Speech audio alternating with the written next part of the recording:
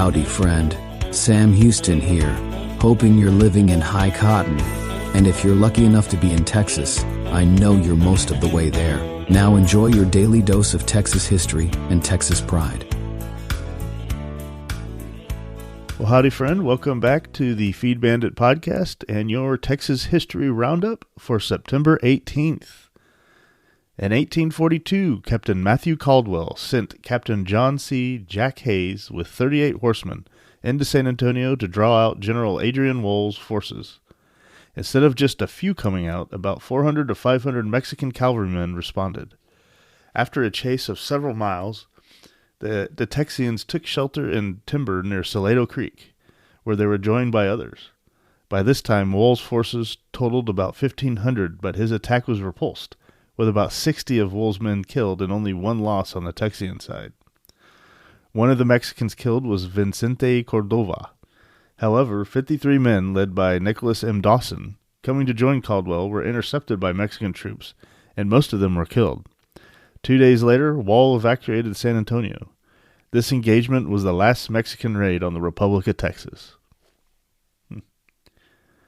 In 1973, the national firm of J. Cook & Company went bankrupt, wreaking havoc with the Texas cattle industry and the nation's economy.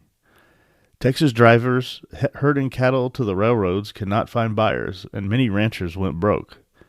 The resulting depression of 1873-1874 is estimated to have set back Western development by a decade.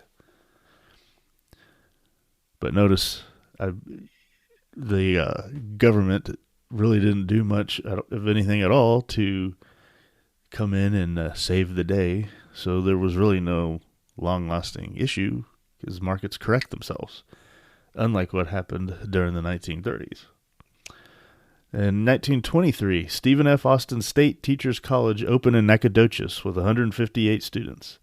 In 1915, the legislature had made a first authorization for the formation of 3 colleges, one being named for Stephen F. Austin, and the city of Nacogdoches donated a 200-acre site for the institution. The college became Stephen F. Austin University in 1969. In 1929, Julius Myers, called the last American town crier, died in San Antonio. After arriving in San Antonio in 1912, Myers would appear daily on his horse in various costumes to announce a variety of events. When town criers became so numerous they became nuisances, the city council banned them. Later, the council made an exception for Myers, letting him announce baseball games but without his horse. Myers was San Antonio's sole town crier until his death.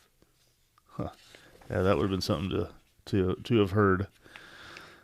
In 1964, noted Texas folklorist J. Frank Dobie passed away in Austin. Okay. In 1970, Don E. Baylor made his debut with the Baltimore Orioles. Baylor was born in Austin in 1949 and starred in both baseball and football at Austin High. He was offered a scholarship by Darrell K. Royal to play football, which would have made him the first black to play at UT Austin, but he opted to pursue a baseball career.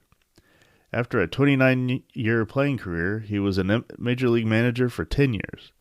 Baylor won MVP in 1979, a World Series in 1987, and became Manager of the Year in 1995.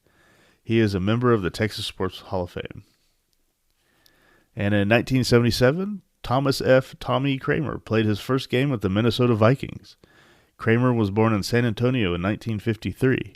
He led San Antonio Lee to the 1971 4A State Football Championship and was a senior at Rice University, and as a senior at Rice University, led the nation in passing and was consensus All-America. He continued his aerial magic as the quarterback for the Minnesota Vikings, and although plagued with injuries, won the NFL Comeback Player of the Year award in 1986. Kramer is a member of the Texas Sports Hall of Fame. Yeah, last couple of days we've had a lot of sports figures in these roundups. But overall, that was your Texas History Roundup for September 18th. I hope you found that of interest. Thank you so much for listening, and we will see you right back here tomorrow for tomorrow's Texas History Roundup. All right, you take care.